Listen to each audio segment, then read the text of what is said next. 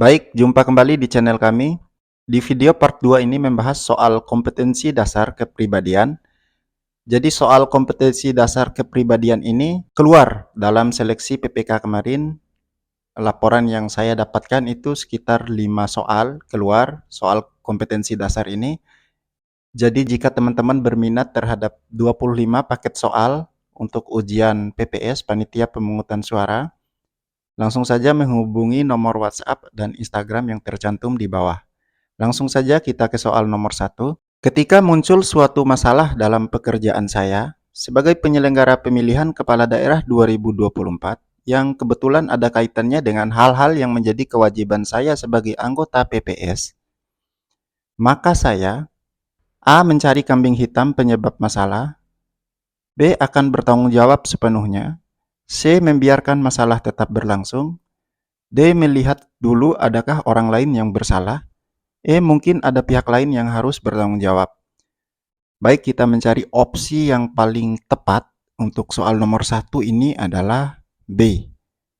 Bahwa ketika muncul suatu masalah dalam pekerjaan saya sebagai penyelenggara pemilihan kepala daerah 2024 yang kebetulan ada kaitannya dengan hal-hal yang menjadi kewajiban saya sebagai anggota Panitia Pemungutan Suara atau PPS, maka saya akan bertanggung jawab sepenuhnya. Jadi lanjut ke soal nomor 2. Jika diberikan tugas kantor yang cukup berat oleh ketua KPPS, maka saya A. Jujur mengatakan pada ketua tugasnya terlalu berat, B. Meminta keringanan, C. Meminta rekan kerja membantu, D. Berusaha menyelesaikan sebaik-baiknya, E. Menolak dan berterus terang tugasnya terlalu berat. Baik, opsi yang paling tepat untuk soal nomor 2 adalah D. Jadi jika diberikan tugas kantor yang cukup berat oleh ketua PPS, maka saya akan berusaha menyelesaikan sebaik-baiknya. Jadi ini merupakan tanggung jawab anggota PPS ketika dalam melakukan pekerjaan di Pilkada 2024 ini ada tugas yang cukup berat yang diberikan oleh Ketua PPS atau Panitia Pemungutan Suara. Soal nomor 3, KPU Kabupaten Kota menetapkan target bahwa tugas harus selesai pada deadline tanggal 28 bulan ini, maka A. Saya akan selesaikan tepat pada tanggal 28 bulan ini. B. Kalau tugas lain menumpuk, saya akan meminta izin untuk menyelesaikan barang 1 atau 2 hari sesudah deadline. C. Saya akan mencoba menyelesaikannya tanggal 27 bulan ini jika memungkinkan. D. Saya meminta tolong kepada anggota PPS yang lain agar tidak terlambat deadline. E. Saya menegosiasikan deadline yang ditetapkan oleh KPU Kabupaten Kota tersebut dengan baik-baik agar tidak terlalu memberatkan.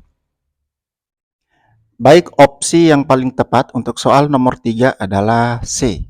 Bahwa KPU Kabupaten Kota menetapkan target bahwa tugas harus selesai pada deadline tanggal 28 bulan ini, maka saya akan mencoba menyelesaikannya tanggal 27 bulan ini jika memungkinkan. Artinya sehari sebelum deadline bahwa tugas-tugas tersebut telah diselesaikan oleh anggota maupun ketua PPS.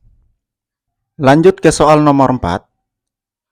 Bagi saya untuk menjadi anggota Panitia Pemungutan Suara atau PPS yang sukses bertugas dalam pelaksanaan Pilkada 2024, saya harus melakukan A. Mengikuti perintah dan arahan pimpinan secara loyal dan penuh kepatuhan, B. Melakukan pekerjaan yang terbaik dengan standar kinerja yang tinggi, C. Mengembangkan hal-hal baru yang belum pernah diciptakan sebelumnya, D. Menciptakan hubungan baik dengan setiap orang, rekan kerja dan pimpinan. E. Bekerja sesuai dengan ketentuan yang telah ditetapkan oleh pimpinan. Baik, opsi yang paling tepat untuk soal nomor 4 adalah B. Bahwa bagi saya untuk menjadi anggota Panitia Pemungutan Suara yang sukses bertugas dalam pelaksanaan Pilkada 2024, saya harus melakukan pekerjaan yang terbaik dengan standar kinerja yang cukup tinggi. Baik, lanjut ke soal nomor 5. Jika dalam suatu rapat, anggota PPS yang lain memiliki pendapat yang berbeda, padahal Andalah yang menjadi pemimpin rapat, maka A. Saya tetap teguh mempertahankan pendapat saya. B. Beda pendapat bukanlah masalah serius. C. Saya mempertimbangkan pendapat tersebut. D. Melihat dulu siapa dia. E. Menanyakan mengapa dia memiliki pendapat yang berbeda. Baik, opsi yang tepat untuk soal nomor 5 adalah C. Bahwa jika dalam suatu rapat, anggota PPS yang lain memiliki pendapat yang berbeda, padahal Andalah yang menjadi pemimpin rapat, maka saya mempertimbangkan pendapat tersebut. Soal nomor 6. Saya mendapatkan teguran langsung dari pimpinan atas kesalahan yang bukan hanya saya seorang diri sebagai pelakunya. Reaksi saya adalah A. Membantah secara tegas agar pada kesempatan lain pimpinan tidak semena-mena menyalahkan. B. Diam saja karena membantah hanya akan menambah rumit permasalahan. C. Menerima teguran tersebut dan mencoba menjadikannya sebagai pelajaran berharga, tetapi tetap mengadukan anggota PPS yang lain turut bersalah agar saya tidak menjadi korban seorang diri. D. Mengadukan anggota PPS yang lain yang juga bersalah agar mereka juga bisa belajar dari kejadian ini. E. Menerima teguran tersebut dan mencoba menjadikannya sebagai pelajaran yang berharga tanpa perlu mengadukan anggota PPS yang lain yang turut bersalah. Baik, opsi yang paling tepat untuk soal nomor 6 adalah E. Bahwa saya mendapatkan teguran langsung dari pimpinan atas kesalahan yang bukan hanya saya seorang diri sebagai pelakunya. Maka reaksi saya adalah menerima teguran tersebut dan mencoba menjadikannya sebagai pelajaran yang berharga tanpa perlu mengadukan anggota PPS yang lain yang turut bersalah. Soal nomor 7. Menurut Anda, apa pendapat Anda tentang rekan kerja anggota PPS? A. Mereka bukan rekan kerja yang membanggakan. B. Saya tidak sependapat dengan mereka.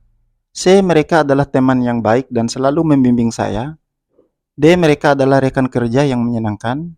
E. Mereka adalah sahabat dan rekan kerja yang profesional. Baik, opsi yang paling tepat untuk soal nomor 7 adalah D. Jadi menurut Anda, apa pendapat Anda tentang rekan kerja anggota PPS yang lain? Bahwa mereka adalah rekan kerja yang cukup menyenangkan dalam melakukan tugas panitia pemungutan suara atau PPS. Soal nomor 8. Saya ditugaskan untuk memimpin tim kerja dengan batas waktu yang sangat ketat. Anggota PPS yang lain memperlihatkan sikap tidak peduli dengan tugas yang diemban. Sikap saya adalah A. Bekerja sendiri yang penting tugas selesai.